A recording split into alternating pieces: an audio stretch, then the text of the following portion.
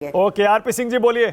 RP Singh ji, पहले तो ये बताइए, कोर्ट में ये केस कैसे खड़ा रह पाएगा? एक पैसे का लेन देन तो आप दिखा नहीं पाए। मतलब ईडी, सारे विपक्षी नेता यही कह रहे हैं, जो बोलता है उसको आप जेल में डाल देते हैं सिर्फ इसलिए क्योंकि आप चुनाव हार रहे हैं और गठबंधन एक हो रहा है।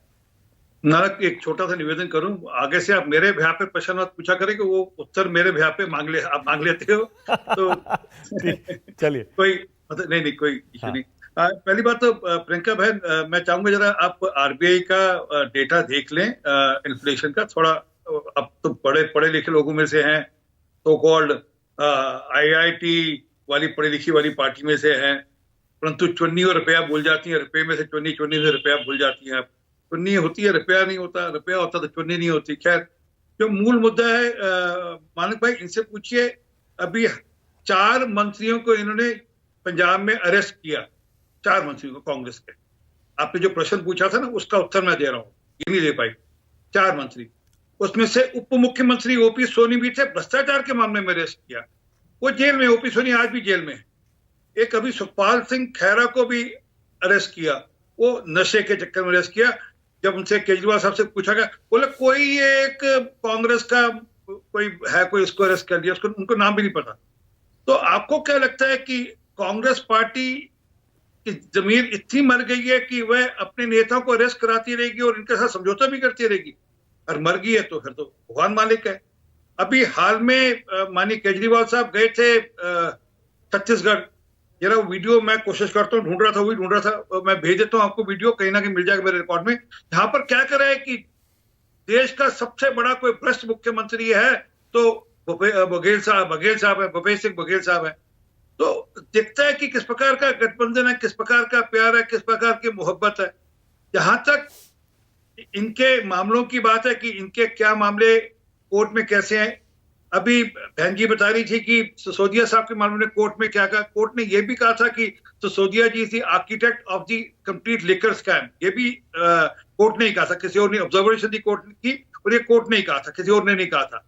तो क्या है कि आधी अधूरी जानकारी के बेसिस पे अगर आप चर्चा करेंगे तो यही हशर होगा। और तीसरी बात, कोर्ट के बेसिस, ये कई बार कोर्ट जा चुके हैं, ये सुप्रीम कोर्ट भी बीच में बेल कराने की कोशिश कर चुके हैं, तो बेल मिल जानी चाहिए, केसेस क्वैश करा देने चाहिए। कोर्ट से केसेस क्वैश क्यों नहीं करा लेते? अब तक तो सतंजर जैन भी जेल से बाहर होने चाहिए थे, और माननीय सिसोदिया साहब भी जेल से बाहर होने चाहिए थे। और जहां तक आरपी सिंह पैसे जी, के लेन देन की बात है, जी, पूरा गठबंधन एक हो गया है। मिनट दे दीजिए, एक मिनट, मानक आधा मिनट हो। हाँ बोलिए।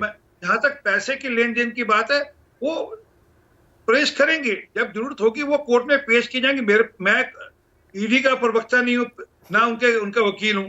वो अवश्य पेश करेंगे और पूरे डॉक्यूमेंट पेश करेंगे, तभी कोर्ट में जाएंगे। तो आरोप तो सब यही लगा रहे हैं कि ईडी तो आप ही के एनडीए का हिस्सा है, लगता है आप ही का हथियार है, चुनाव हार रहे हैं इसीलिए सबके घर ईडी भेज रहे हैं आप। तो मैं ये मानकर चलूं कि विजिलेंस डिपार्टमेंट जो पंजाब का है वो कांग्रेस पार्टी का हिस्सा है, क्योंकि उनको लगता है कि हमको अगर कांग्रेस से सीटें का बैलेंस ठीक करना है तो हमने 5 नेता उनके अंदर किए, 5-10 और करते हैं जेल में, तो हमारे साथ सीटों का समझौता ठीक हो जाएगा।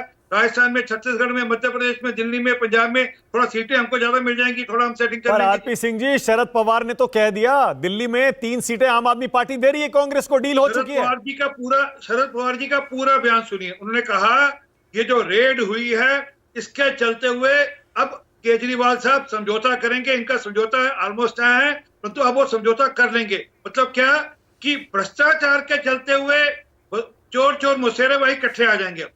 अब जितने चोर हैं वो सब इकट्ठे आ जाएंगे, क्योंकि भ्रष्टाचार के मामले में तो इकट्ठे हो रहे ना, और तो कोई मामला है नहीं। क्योंकि उनको पता है कि हमने अगर ये लड़ाई लड़नी है तो इसलिए लड़नी है कि हमने अपनी जान कैसे बचानी है, भ्रष्टाचार के जो मुकदमे हमारे खिलाफ चल रहे हैं। तो ये तो बड़ा स्वाभाविक है, ये कुछ ऐसा नहीं हो रहा जो कोई पवार साहब ने तो ये भी कह दिया, आरपी सिंह जी, वो पवार साहब जिनके जो मोदी जी के राजनीतिक गुरु हैं, अजीत पवार, जिनसे बार बार जाकर रिक्वेस्ट कर रहे हैं कि आप भी एनडीए में आ जाइए, पवार साहब ने तो आज आपकी सारी उम्मीदों पर पानी फेर दिया। वो तो कहते हैं राहुल गांधी एक दिन पीएम जरूर बनेंगे। जी, एक दिन, वो दिन कब आएगा पता नहीं, कैसे आएगा, कहां से आएगा पता नहीं, एक दिन कौन सा दिन होगा पता नहीं। 2024 और 29 में तो स्लॉट खाली नहीं, उसके बाद की फिर सोचेंगे क्या होगा क्या नहीं होगा। परंतु जो मूल बात पे आए वो ये है कि क्या देश के अंदर भ्रष्टाचार के खिलाफ लड़ाई लड़नी चाहिए या नहीं लड़नी चाहिए, और डट कर लड़नी चाहिए नहीं लड़नी चाहिए।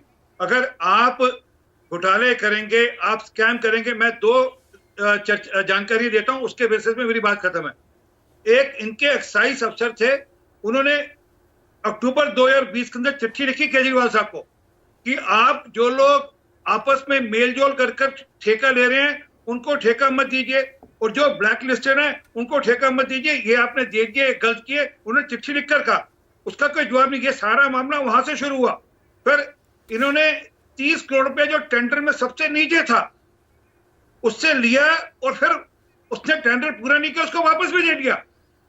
मतलब हमने तो सुना नहीं कभी कि टेंडर मनी में जो पैसा आता है वो वापस दिया जाता है। ओके आनंद दुबे, ऑल राइट, अभी लौट के आऊंगा सेकंड राउंड के लिए।